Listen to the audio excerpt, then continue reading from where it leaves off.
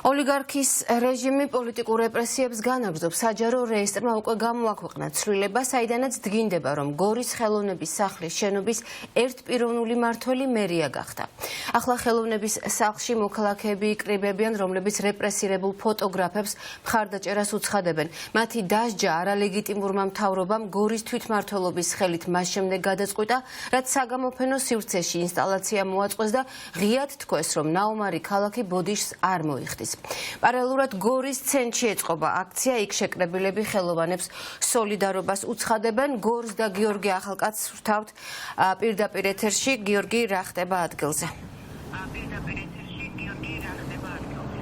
კეთი აქცია პერფორმანსის მონაწილეები ამ წუთებში იკრიბებიან ქალაქის მთავარ მოედანზე და ეს ღონისძიება ოდნავ მოგვიანებით დაიწყება. იქამდე კი გეტყვით, რომ ამ წუთებში მიმდინარეობს შეხვედრა გორის ხელოვნების სახლში, სადაც ხელოვანები სხვადასხვა სფეროს წარმომადგენლებს აცნობენ მათ სამომავლო გეგმებს და ესაუბრებიან იმ რეპრესიებზე, რომელიც უკვე დაიწყო პრორუსიული ოლიგარქის რეჟიმმა მათზე, თავისუფალ ადამიანებზე, იმ პირებზე, ვინც გაბედა და ხმამაღლა თქვა, რომ ნაომარი ქალაქი ბოდიშს არ მოიხდის ისე, როგორც ეს სურს თავად პრორუს ოლიგარქს ბიძინა ივანიშვილს.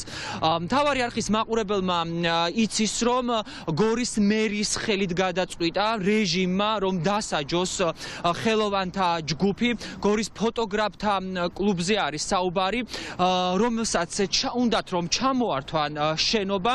ცალმხრივად მერიამ გაუწყვიტა გორის ხელოვნების სახლს ხელშეკრულება და დღეს უკვე ეს გადაწყვეტილება ოფიციალურად გააფორმა საჯარო რეესტრმა, იმის მიუხედავად, რომ მხარებს შორის არსებობდა ხელშეკრულება, რომელსაც ვადა ეწურებოდა 2026 წლის ბოლოს. ხელოვანები განვითარებულ მოვლენებს უკავშირებენ გამოფენას, კერძოდ კი ინსტალაციას, რომელიც გაიხსნა მიმდინარე წლის 16 ნოემბერს სახელწოდებით ნაომარი ქალაქი ბოდიშს არ იხდის.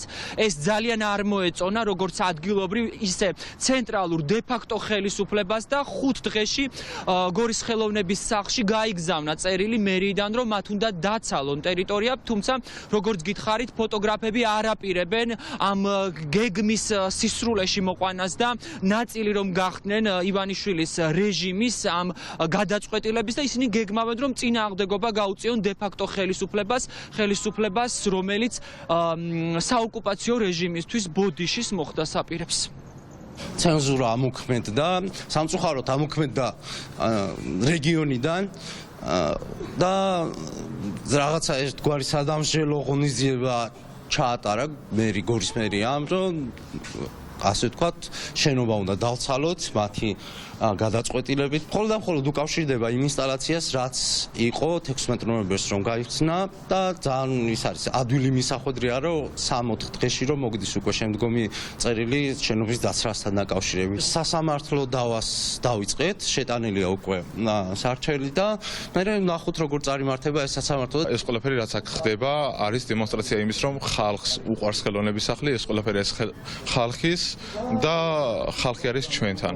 შესაბამისად არანაირად არ დავთმობთ აქაურობას ასე მარტივად. სამწუხაროდ ხელისუფლებამ ყველა წითელი ხაზი გადალახა და ცდილობს თავისუფალ კერებს, ორგანიზაციებს, ადამიანებს დაუპირისპირდნენ რეპრესიებით, მაგრამ ვის თუ არა გორელებს ნამდვილად არ ესწავლებათ მტერის მტრულად დახვედრა და მოყარის მოყრულად. დღესაც ბორჯომიდან სუსტად აი ამ ღონისძიების გამო ჩამოვედი, გვერდში დგომისთვის ჩამოვედი და მე ჩემი მეგობრები და ყველა ეს ადამიანი, ვისაც ძალიან კარგად მოიხსენება თუ რატომ არის მნიშვნელოვანი დღეს გორში თავისუფალი კერების არსებობა.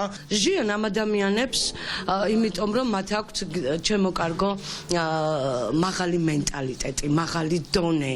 არ არიან ისინი ფსკერზე და ამიტომ ისჯებიან. ამ ქალაქის უბედურება არის ის, რომ ემოციური ინტელექტი არ გააჩნია და ემოციური ინტელექტზეა დამოკიდებული ჩვენი მომავალიც. გამოდით ხალხო და დაუდექით ამ ახალგაზრდას გვერდში. ეს ძალიან დიდი სირცხილი ქალაქისთვის და მთლიანი ჩვენი საზოგადოებისთვის. ამ ადამიანებმა მართლაც უნიკალურ საქმეს ემსახურებიან. თქვენ გახსოვთ ალბათ აქ რა ხდებოდა თავის დროზე, ხო? აი ეს იჯარით გააკეთეს და არაჩვეულებრივ საქმიანობას ეწევიან, ემსახურებიან ქალაქ საზოგადოებას და ყველა ხმა უნდა ამოიღოს, ყველა უნდა დადგეს ოთო გრიტიშვილის და მისი გუნდის გვერდით.